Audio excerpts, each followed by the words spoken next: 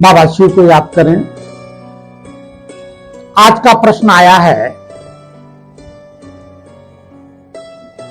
कि हमारे देवताओं के देवता एक है और चित्र उनके अनेक क्यों हैं। जैसे राम का चित्र दिखाया जाता है, गोरे राम, काले राम। कृष्ण को दिखाया जाता है श्याम सुंदर। काली मूरत भी है कृष्ण की और सफेद की भी मूरत है। विष्णु चतुर्भुज दिखाया जाता है, जबकि चार भुजाओं वाला कोई पुरुष होता ही नहीं है। और विष्णु दो हाथ वाला भी दिखाया जाता है। विष्णु का हाथ में शंख चक्र गदा पद्म भी दिखाए जाते हैं। किसी भी देवी देवता का देख लीजिए, लक्ष्मी जी, दुर्गा जी, ये नौ देवी हो गई। दुर्गा एक है, नौ देवी एक है, लक्ष्मी एक है। लक्ष्मी से दुर्गा बनी, दुर्गा से कितनी दुर्गा बनी। और इस तरह के जितने भी देवी देवता हैं उनके बहुत बहुत सारे चित्र ऐसे ऐसे जो लोग जानते भी नहीं हैं और मंदिरों में स्थापित होते हैं। ऐसा क्यों? बढ़िया प्रश्न है। जैसे श्रीनाथ की मूरत दिखाई जाती है तो श्रीनाथ की मूरत काली मूरत दिखाई जाती, काले पत्थर की बनी हुई। श्रीनाथ भी विष्णु है और उधर लक्ष्मी नारायण भी विष्णु दिखाए जाते हैं। तो ये सब तमाम परिवर्तन ऐसा क्यों? देखिए, हमारे देवताओं के कर्तव्यों के हिसाब से उनके चित्रों में परिवर्तन किया गया। जितनी भी काली मूरत किसी भी देवी देवता की है वो निश्चित तौर पर कहीं ना कहीं विकार में गया होगा, तभी काली मूरत है। जैसे भैरव बाबा की मूरत काली दिखाई जाती है तो भैरव बाबा क्रोधी हुआ करते थे, काली मूरत दिखाई गई। विष्णु भगवान का जो श्रीनाथ का चित्र दिखाया गया है तो वृंदा और शंखचूड़ की कहानी में कहीं पतित हुए तो इसलिए काला दिखाया गया है। ऐसे ही कृष्ण दिखाया गया है, गोरा था तब सतयुग का राजकुमार था। फिर इस कलयुग दुनिया में जब आया तो काला हो गया, पापी हो गया। ऐसे ही हमारी तुलसी दिखाई जाती है, श्यामा तुलसी और रामा तुलसी। रामा तुलसी हरी होती है, श्यामा तुलसी थोड़ी सी नीली या काली होती। तो ये ऐसा क्यों? ये युग के अनुरूप इन चित्रों को दिखाया गया। पहला तो संदेह यहां पर आप लोग मिटा लें। देवता एक ही हैं लेकिन कर्मों के आधार पर, उनके कर्म के आधार पर चित्रों का निर्माण हुआ। पहला विषय। दूसरा विषय एक ये है कि परम पिता परमात्मा एक है, सृष्टि का विधाता। जब एक परम पिता परमात्मा, एक सृष्टि है, एक जगत पिता है तो तमाम लोगों की होने की आवश्यकता खत्म हो गई। ऊपर वाला सिर्फ एक है। वो कौन है? दुख हरता, सुख करता।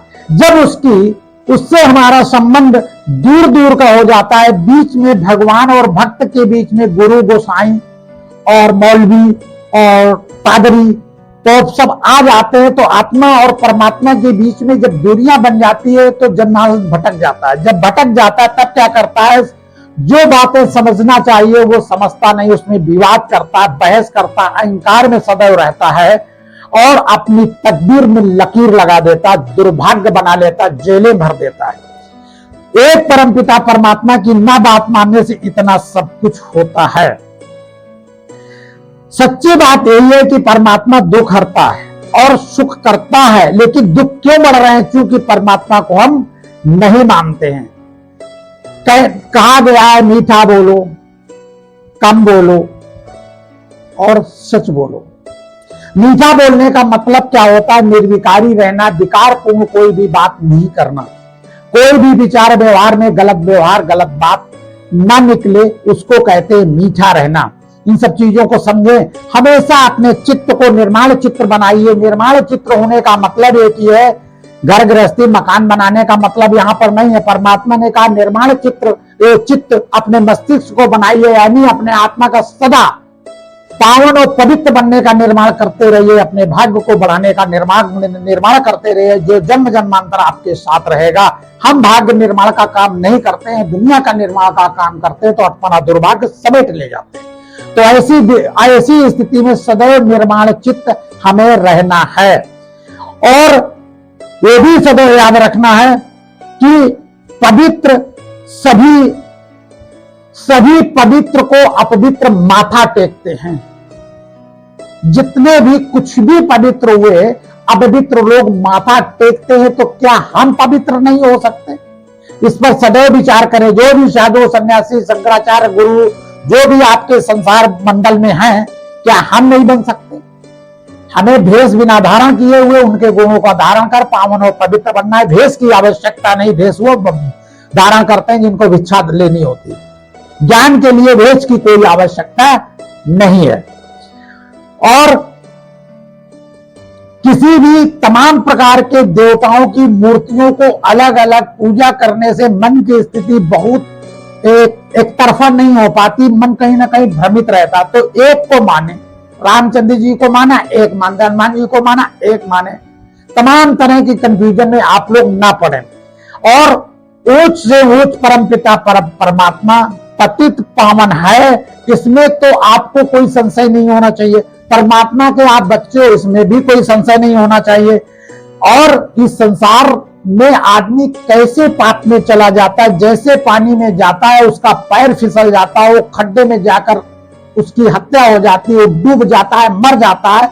ऐसे ये संसार रूपी पानी में, भवसागर में हम लोग माया ऐसे ढंग से हमें घसीट ले जाती है कि हम इसी संसार सागर में डूबकर अपने दुर्भाग्य को बढ़ाते रहते हैं। तो उसी तरह और विकारों में हम लोग फंसते रहते हैं। पैर विकार की तरफ माया खींच ले जाती है। हमेशा अपने पैरों को सुदृढ़ रखें, सत्य मार्ग की ओर रखें, और दुर्मार्ग की ओर यानी विकारों की ओर माया को पैर ना खींचने दें। माया से सदैव दूर रखें। माया से दूर जब ही हो पाएंगे जब हम परमात्मा के भरोसे होंगे, परमात्मा को सदैव याद करते रहेंगे, और गलत बात, व्यवहार और कर्म, मनसा वाचा कर्मणा को हम परमात्मा को सौंप कर ही निकालेंगे। तभी कहा गया सोच कर बोलो, सोच के फिर सोचो, फिर बोलो। इतनी देर में परमात्मा याद आ जाएगा तो अच्छे शब्द स्वतः ही निकल जाएंगे। इन चीजों को ध्यान रखना है। और जो भगवान के बच्चे होते हैं उनके मन में सदैव रहता है, जो चातक और चैतन्य और होशियार बच्चे होते हैं उनके दिमाग में ये हमेशा रहता है, आना था सो पा लिया, मुझे भगवान मिल गया, सब कुछ मिल गया, ये भावना रहती है। भीख मांगने की आदत उनमें नहीं रहती।